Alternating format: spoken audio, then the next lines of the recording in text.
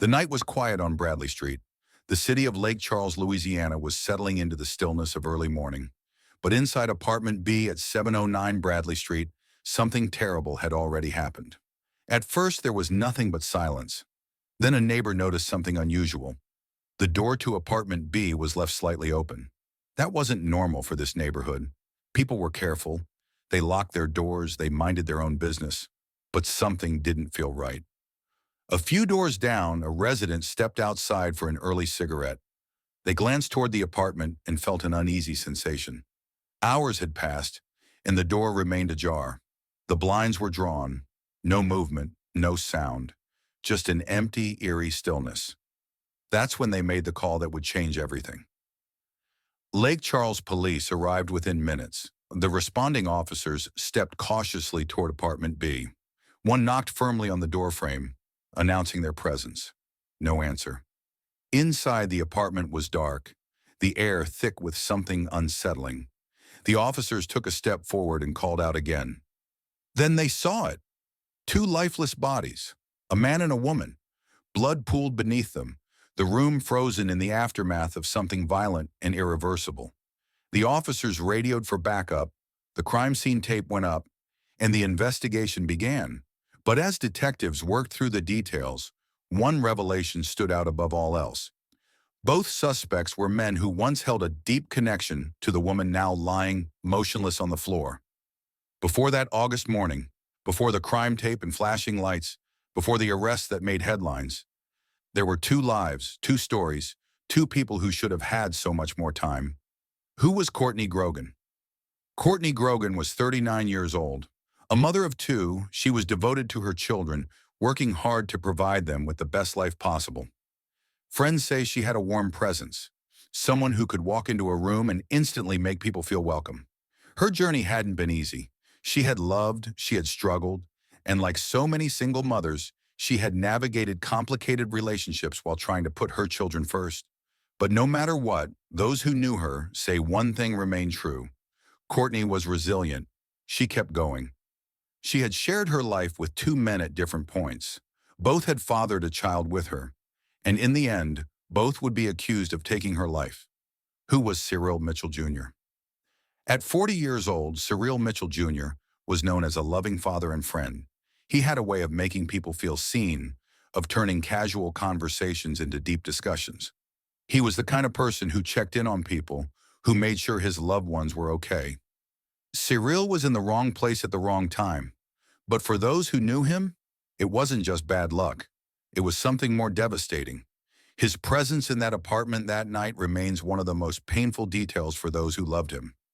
Because if he hadn't been there, maybe, just maybe, he would still be alive today.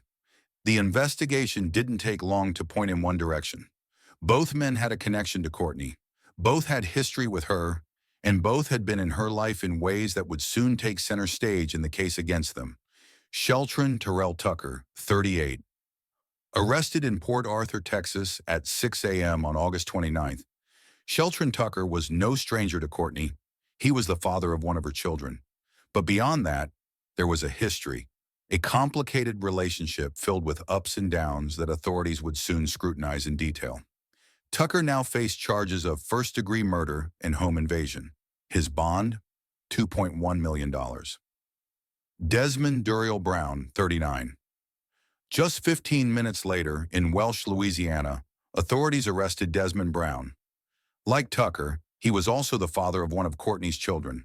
And like Tucker, his connection to her was filled with complexities. Brown was charged as a principal to first-degree murder. His bond was set at $1.5 million.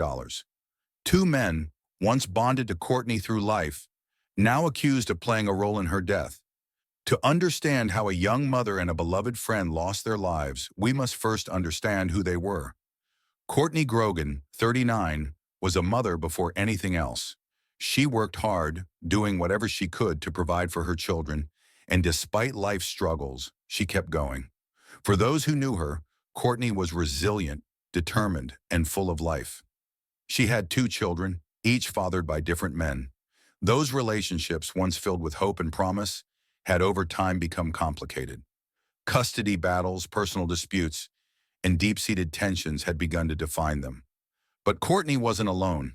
She had people in her life who cared for her, and one of them was Cyril Mitchell Jr. Cyril Mitchell Jr., a friend, a companion, a victim. At 40 years old, Cyril Mitchell Jr. was the kind of person people remembered for his kindness. He had a way of turning casual conversations into deep discussions, a way of making people feel heard. His life hadn't always been easy, but he carried himself with grace. Cyril and Courtney had known each other for some time. Their exact relationship at the time of the crime remains unclear, but those close to them knew one thing. Cyril cared about her deeply. He had been a part of her life, and on the night of August 19, it would cost him his own. Sheltrin Terrell Tucker and Desmond Duriel Brown, the fathers of her children. Sheltrin Terrell Tucker, 38, and Desmond Duriel Brown, 39, had both been in Courtney's life for years. Each of them was tied to her through their children, and like many co-parenting relationships, there were complications. But no one could have imagined where things would lead. Sheltrin Terrell Tucker. On the morning of August 29th, just 10 days after the murders, authorities tracked Tucker down to Port Arthur, Texas. At 6 a.m., he was taken into custody without incident. Investigators had already gathered enough evidence to charge him with first-degree murder and home invasion. He had a past with Courtney, one that investigators were now scrutinizing, but he wasn't the only one. Desmond Duriel Brown. Just 15 minutes after Tucker's arrest, law enforcement moved in on a second location. This time it was Welsh, Louisiana. There, Desmond Brown was taken into custody. His charges were slightly different. He was charged as a principal to first-degree murder. While the details of his involvement were still unfolding, one thing was clear. Two men who had once held their own children in their arms were now accused of taking the life of their mother. Two men once bonded to Courtney through life, now accused of playing a role in her death. As investigators pieced together the events leading up to August 19th, they uncovered a pattern, one that pointed to rising tensions in Courtney's life. There were past disputes, moments of hostility, and a history that, when examined closely, painted a picture of a situation that had been escalating for some time. Witnesses later recalled arguments. There had been disagreements, custody concerns, and friction between Courtney and the men now accused of her murder. But what exactly had led to that fatal night? What had pushed the situation over the edge? Investigators were about to find out. August 19th, 2023, the early morning hours. The streets of Lake Charles were quiet, the city still asleep in the thick summer air. But inside apartment B at 709 Bradley Street, something terrible was unfolding. A neighbor would later recall hearing something around 3 a.m., muffled voices, a brief, sharp argument, then silence. The kind of silence that makes the air feel heavier, like something is wrong. At 7 a.m., police were dispatched to the complex. What officers found inside was a crime scene that would shake the community. Courtney Grogan, 39, was found lying on the floor. Cyril Mitchell Jr., 40, was nearby. Both had suffered fatal injuries. Blood pooled on the apartment's tile floor, and the air was still, as if holding on to the last moments of their lives. There were no immediate signs of forced entry, no broken locks, no shattered windows. It was clear whoever had done this had either been let in or had a way inside. Investigators moved carefully, documenting every detail: shell casings, the placement of the bodies, the direction of the blood splatter. Every small clue could hold a bigger truth. The first priority was determining who could have done this and why. Nothing in the apartment indicated a robbery. No valuables had been taken. No signs of struggle beyond the immediate crime scene. This wasn't random. It was personal. Police turned to the people who knew Courtney best: family members, friends, and the fathers of her children. As authorities worked to notify next of kin, they also began making a list of potential persons of interest, and two names surfaced almost immediately: Sheltrin Terrell Tucker and Desmond Duriel Brown. Both men had fathered children with Courtney. Both had history with her, and both had been in contact with her in the days leading up to her death. But was that enough to suggest their involvement? Investigators would need more than just a connection. They needed evidence, and as they started combing through phone records, surveillance footage, and witness statements, the pieces of the puzzle began falling into place. When detectives from the Lake Charles Police Department arrived at 709 Bradley Street, they weren't just walking into a crime scene. They were stepping into the middle of a tangled, emotional history, one filled with unresolved conflicts, strained relationships, and quiet tensions that had now exploded into violence. From the beginning, it was clear this was no random act. The victims, Courtney Grogan and Cyril Mitchell Jr., had not been robbed. There was no sign of forced entry. Whoever did this had been inside before. They knew the victims. They knew the apartment. The challenge for investigators was simple in theory, but difficult in execution. Uncover the truth piece by piece before the trail went cold. Detectives first looked at Courtney's personal life. Who had access to her apartment? Who had been in contact with her before the murders? And most importantly, who had a reason to want her dead? Two names stood out immediately: Sheltrin Terrell Tucker and Desmond Duriel Brown. Two men, both with personal ties to Courtney. Both had fathered children with her. Both had histories of conflict with her. The timeline was the first thing detectives built. When was Courtney last seen? When was the last time she spoke to anyone? And how did she spend her final hours?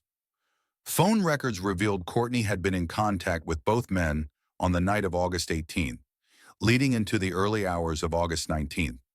One of the last conversations she had was with Sheltrin Tucker. Witnesses later reported that tensions had been growing between them for months. Detectives also pulled surveillance footage from nearby buildings, hoping to find something, anything, that could place a suspect near the crime scene. And then a breakthrough. At 2:45 a.m., just minutes before the estimated time of the murders, a vehicle matching the description of one owned by Desmond Duriel Brown was captured on security footage just blocks away from Courtney's apartment. The footage wasn't clear enough to make a definitive identification, but it was enough to raise suspicion. Detectives kept digging. They pulled more records, looked at more footage, and then they found something even more chilling: a deleted voicemail retrieved from a backup server. When forensic technicians retrieved the voicemail, they knew it could be critical evidence. It was from Courtney, and her voice told a story of fear. In the recording, her voice trembles. She sounds desperate. She tells someone, presumably one of the suspects, that she doesn't want any problems, that she just wants peace. The message cuts off before she can finish. This voicemail had been deleted from her phone. Someone didn't want it to be found, but now it was in the hands of investigators. With evidence mounting, it was time to bring the suspects in. Early on August 24th, 2023, just 5 days after the murders, Lake Charles authorities moved in. First, in Port Arthur, Texas, officers arrested Sheltrin Terrell Tucker at 6 a.m. Just 15 minutes later in Welsh, Louisiana, Desmond Duriel Brown was taken into custody. Both men were charged with 2 counts of second-degree murder. If convicted, they could face life in prison. But the arrests weren't the end of the investigation. Detectives still needed to answer one key question: what exactly happened inside that apartment, and why? What came next was a battle between the truth and the lies the suspects would tell to cover their tracks. August 24th, 2023. Just 5 days after the brutal murders of Courtney Grogan and Cyril Mitchell Jr., authorities moved swiftly. At exactly 6 a.m., officers in Port Arthur, Texas, surrounded a residence. Inside, they found Sheltrin Terrell Tucker. 15 minutes later, nearly 90 miles away, in Welsh, Louisiana, police made their second arrest: Desmond Duriel Brown. 2 men, 2 fathers, and now 2 accused killers. Word of the arrest spread fast. Local news stations ran breaking updates detailing the shocking allegations. A community already shaken by the crime was now grappling with an even more disturbing truth. These were men Courtney had once trusted. Within days, both men were charged with 2 counts of second-degree murder. The penalty? If convicted, life in prison without the possibility of parole. As they sat across from investigators, both suspects denied any involvement. Sheltrin Tucker, the first to be questioned, refused to answer key questions about his whereabouts that night. His story shifted. First, he claimed he had been home. Then he admitted he had seen Courtney earlier, but insisted he left before anything happened. Desmond Brown's reaction was different. When asked about the surveillance footage of a vehicle matching his near the apartment, he hesitated. He struggled to explain why he was in the area. Investigators pressed him, asking if he had been in contact with Tucker that night. But then came a turning point. Phone records showed something investigators had suspected all along. Tucker and Brown had spoken just hours before the murders, and their conversation lasted for several minutes. With their alibis crumbling, detectives continued to push, but neither man confessed. Instead, their fate would be decided in the courtroom. Months later, inside a packed courtroom in Calcasieu Parish, the trial began. Prosecutors painted a chilling picture, a violent confrontation fueled by jealousy, resentment, and control. They argued that Shelton Tucker had been in a long-standing dispute with Courtney over their children. That tension between them had escalated in the weeks leading up to her death, and that on the night of August 19th, fueled by anger and a need for control, he made a decision that would change everything. Desmond Brown's role? The prosecution alleged that he had been recruited, either as an accomplice or as someone who had his own unresolved conflicts with Courtney. The evidence against them was damning. A neighbor testified to hearing loud voices that night. A forensic expert detailed how the victims were killed and how there were no signs of forced entry, suggesting they knew their attackers. But the most shocking testimony came from an unexpected source, a friend of Courtney's, who revealed a conversation she had with Courtney just days before the murders. In it, Courtney had expressed fear that something might happen to her. Defense attorneys argued there was no direct physical evidence linking Tucker or Brown to the crime. They claimed that while the men may have had tensions with Courtney, it didn't mean they were responsible for her death. But the jury had heard enough. After deliberating for hours, the jury returned with a verdict. Guilty. Shelton Tucker and Desmond Brown were convicted on 2 counts of second-degree murder. The sentence? Life in prison without the possibility of parole. For the families of Courtney Grogan and Cyril Mitchell Jr., justice had been served. But no verdict could undo the pain left behind. 2 lives lost, 2 children left without their mother, and 2 men who would now spend the rest of their lives behind bars. As the community of Lake Charles mourned, one question still lingered. Could anything have stopped this tragedy before it happened? In the end, this case was about more than just a crime. It was about the devastating consequences of unresolved conflict, and their lives forever changed by a night that should have never happened. 2 lives lost, 2 children left without parents, and 2 men who once had a place in their lives, now facing a future behind bars. The verdict had been delivered, and justice in the eyes of the law had been served. But for the families of Courtney Grogan and Cyril Mitchell Jr., the pain was far from over. Their loved ones were gone, and nothing could bring them back. Courtney Grogan was more than just a victim of a crime. She was a mother, a sister, a daughter. Her children, too young to fully understand the weight of what happened, were now left to grow up without her. In the days after the verdict, Courtney's family spoke out, expressing a mix of grief and relief. They had fought for justice, and they had gotten it.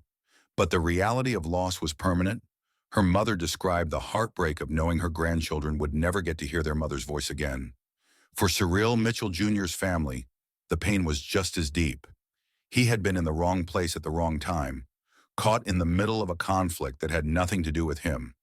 His loved ones called for stronger protections for people who found themselves in violent domestic disputes, innocent bystanders whose lives were cut short. In Lake Charles, the case sent shockwaves through the community. This wasn't just another crime. It was a painful reminder of how domestic disputes, when left unresolved, could escalate into deadly violence. Local advocates used the tragedy as a rallying cry for greater awareness about domestic violence and the dangers of unresolved conflict between former partners. They called for stronger protections for women, urging people to recognize the warning signs before it was too late. The case also sparked discussions about co-parenting and the deep tensions that sometimes exist between parents who are no longer together. How do you navigate a relationship when the love is gone, but the responsibility remains? And what happens when resentment turns to violence? As the news of the case spread beyond Louisiana, thousands took to social media to express their grief, anger, and heartbreak.